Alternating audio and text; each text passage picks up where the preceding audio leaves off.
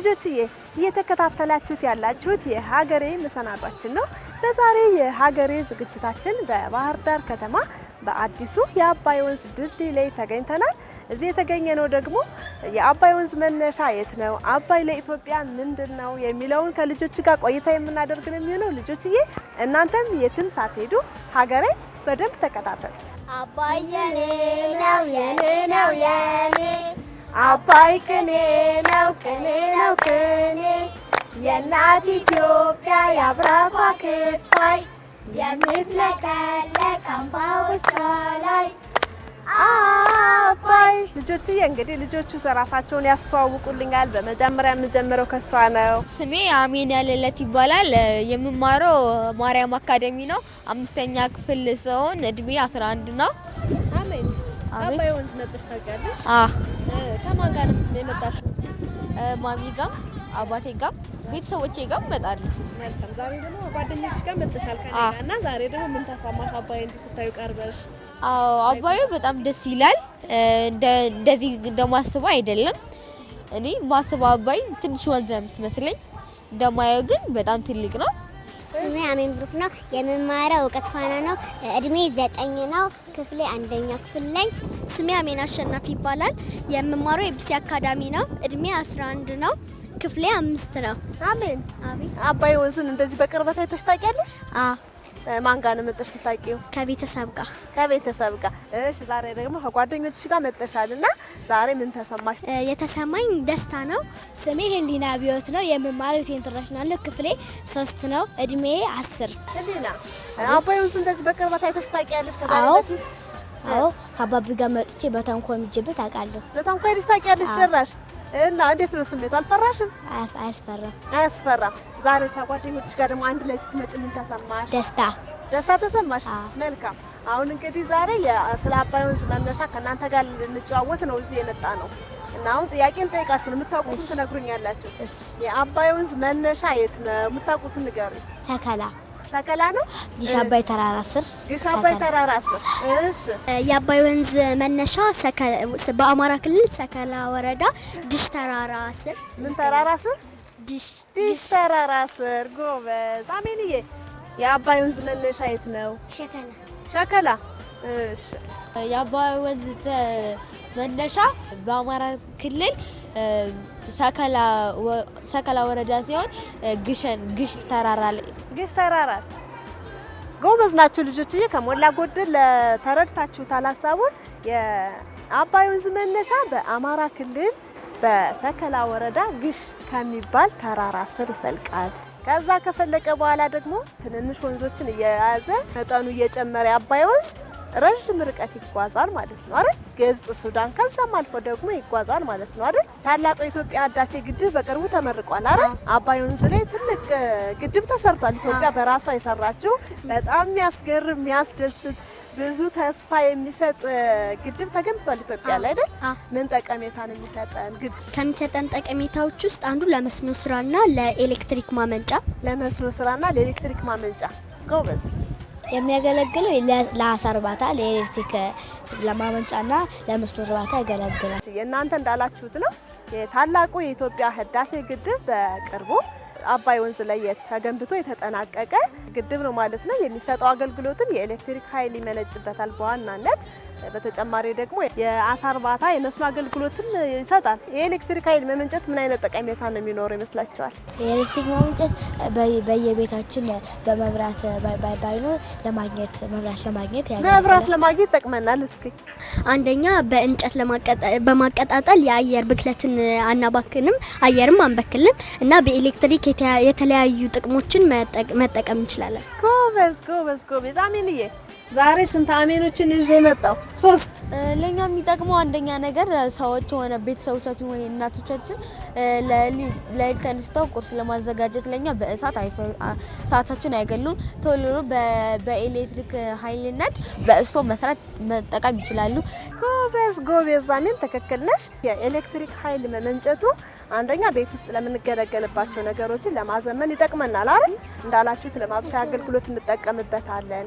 ከዛ ተጨማሪ ደግሞ ትላልቅ ፋብሪካዎች እንዲገነቡ የጨርቃ ጨርቅ ሊሆን ይችላል፣ የምግብ ፋብሪካዎች ሊሆን ይችላል፣ የዘይት ፋብሪካ ሊሆን የተለያዩ ፋብሪካዎችን ኤሌክትሪክ ካለ ማንቀሳቀስ ይቻላል። ስለ አባይ ወንዝ ምን ታውቂያለሽ?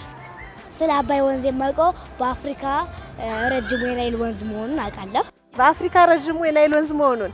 መልካም ልጆችዬ፣ በጣም ትክክል ናችሁ። እኔ በጣም አስገርማችሁኛል። የአባይ ወንዝ በአፍሪካ በዓለም ረጅሙ ወንዝ ነው።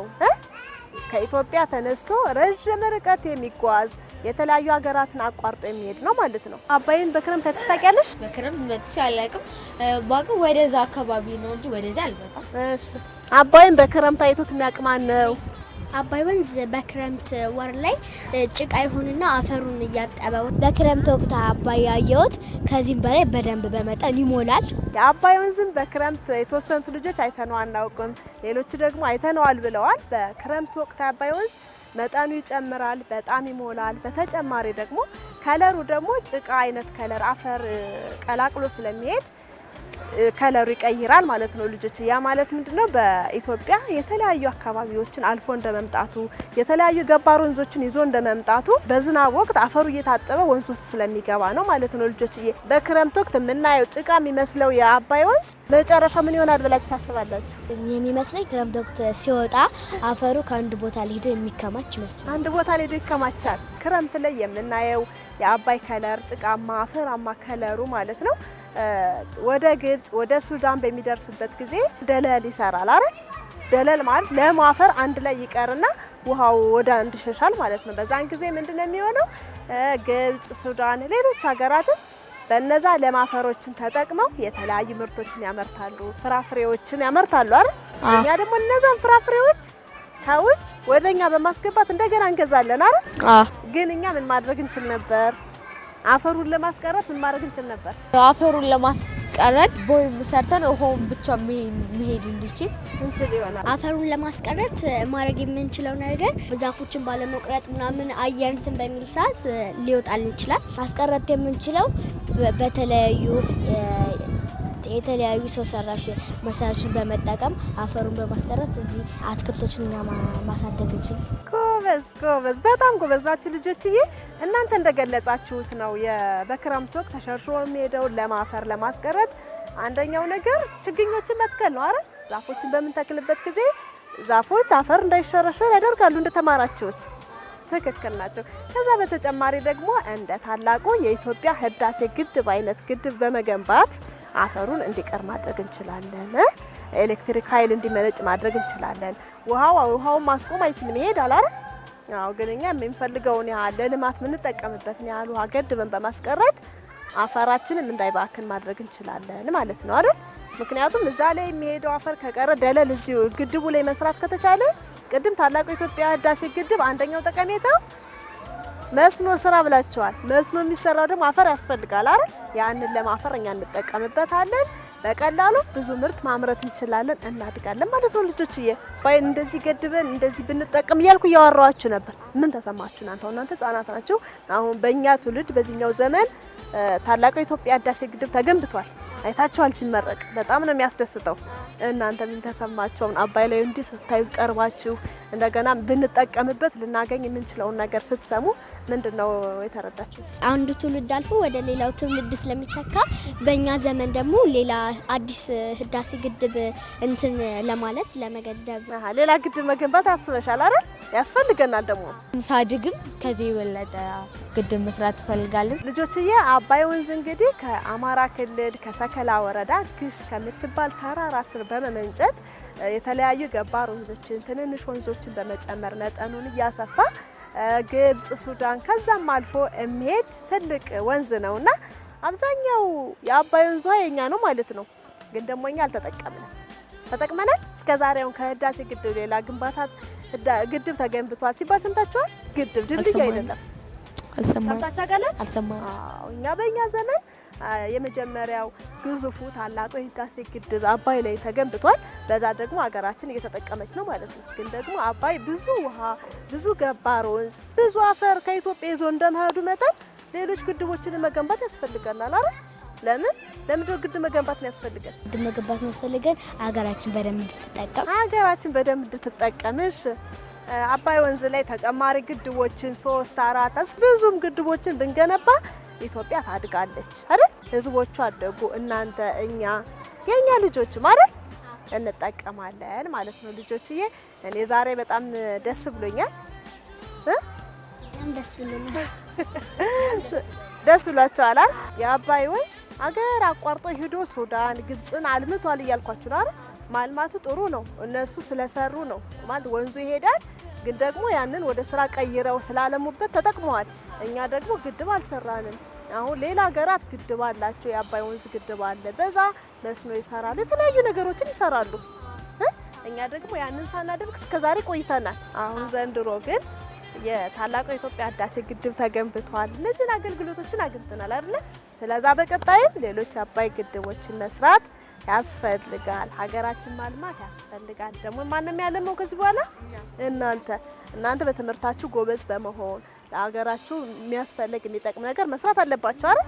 ጎበዝ ልጆችዬ እስካሁን ካወራነው ነገር ያልነገርኳችሁ ነገር አለ።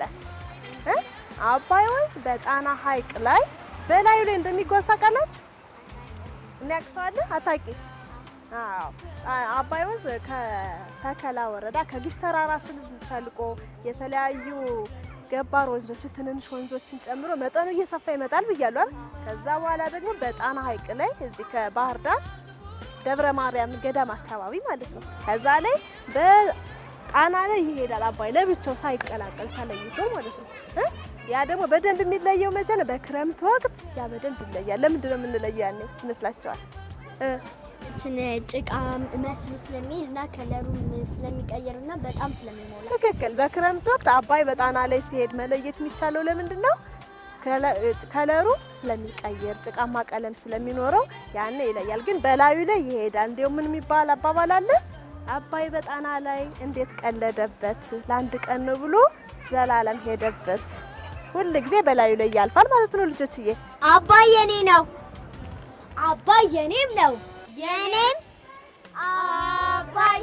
አባይ የኔ ነው የኔ ነው የኔ አባይ ቅኔ ነው ቅኔ ነው ቅኔ የእናት ኢትዮጵያ የአብራኳ ክፋይ የሚፍለቀለቅ አምባዎቿ ላይ አባይ። ልጆችዬ አሁን ኑና ወደዚህ አባይ ወንዛችንን እንንካ አይደለ? ቀስ ብላችሁ ተቀመጡ። እስኪ ነይ ማማዬ።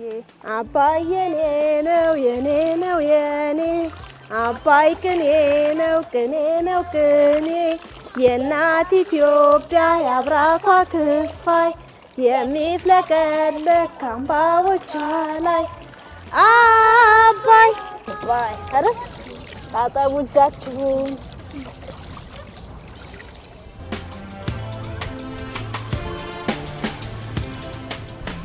ልጆችዬ በዛሬ የሀገሬ ዝግጅታችን በባህር ዳር ከተማ በአዲሱ የአባይ ድልድይ ስር በመገኘት የአባይ ወንዝ መነሻ የት እንደሆነ ስለ አባይ የተለያዩ መረጃዎችን ከነዚህ ልጆች ጋር አብረን ተቀያየር። ልጆችዬ የዛሬውን የሀገሬ ዝግጅታችንን እዚህ ላይ ጨርሰናል። ሳምንት ደግሞ ሌሎች እናንተ ልጆች እያዝናኑ ያስተምራሉ ያልናቸውን ሌሎች ዝግጅቶችን ይዤላችሁ ቀርባለሁ። እስከ ሳምንት ቻው እንበላችሁ። እስከ ሳምንት ቻው ልጆች።